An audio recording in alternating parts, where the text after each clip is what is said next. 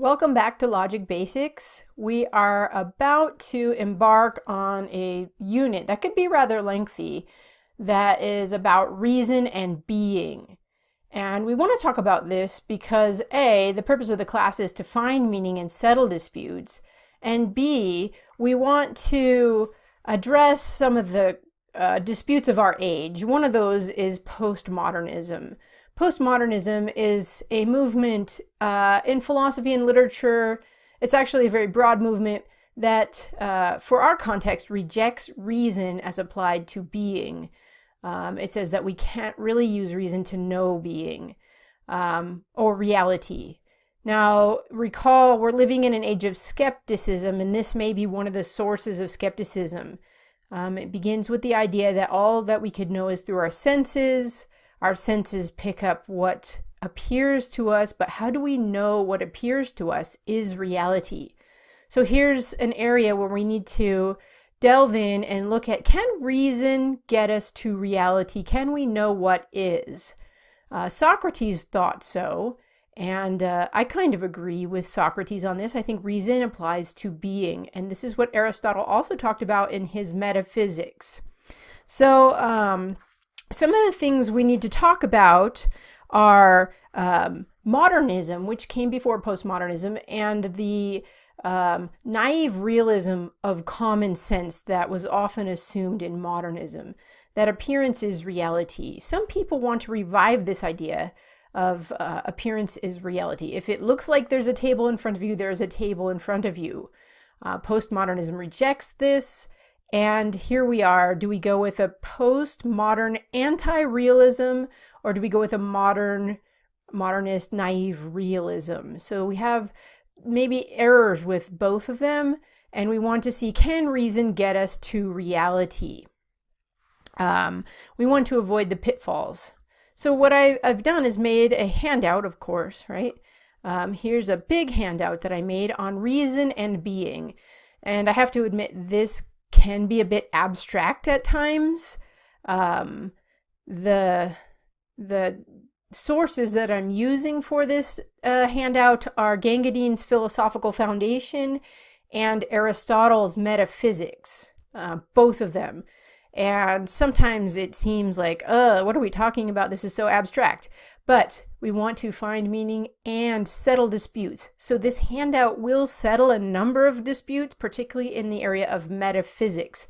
And I will try to point that out to you as we go over it. So be patient, and this will stretch your mind, but I promise you it covers a lot of territory where there are disputes that need to be settled. All right, so I'm going to just show you what the handout looks like.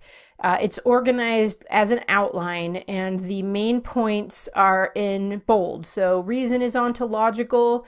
Remember, ontological means it applies to being.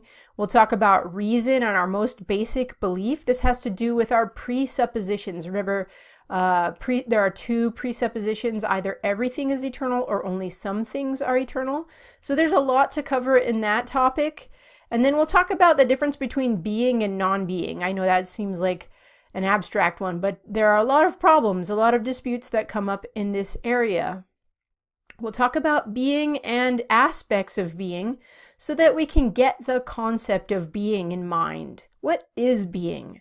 What is the reality of reality?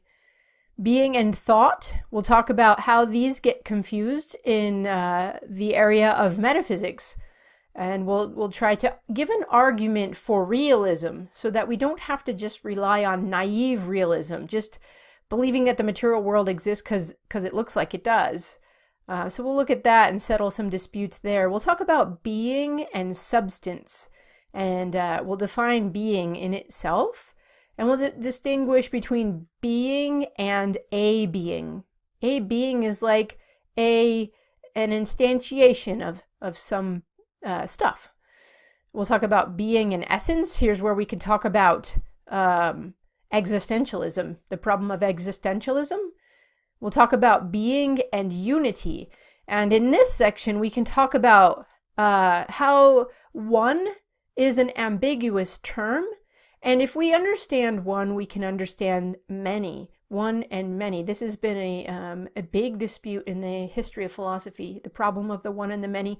We can also see how some medieval philosophers used logic to work out the nature of God, particularly in Christianity when they talk about the Trinity and the divine nature of Christ. So how has logic been used in some religious contexts? We'll talk about being and eternal being. This is going to be exciting because now we can get into the question, what is eternal? We could talk about matter. Is matter eternal? Is spirit eternal? Are they both eternal? Is myself eternal? We'll look at these questions and then we'll see what are the implications for reason and being if reason can get to being. Can we get to the nature of reality? And what about the question of God existing? So we'll look at the question of reason and the existence of God. So our first topic, I'm going to go back up to the top of this very long handout, is reason and being. And we'll talk about reason is ontological, it applies to being. So that'll be the first in this series of videos.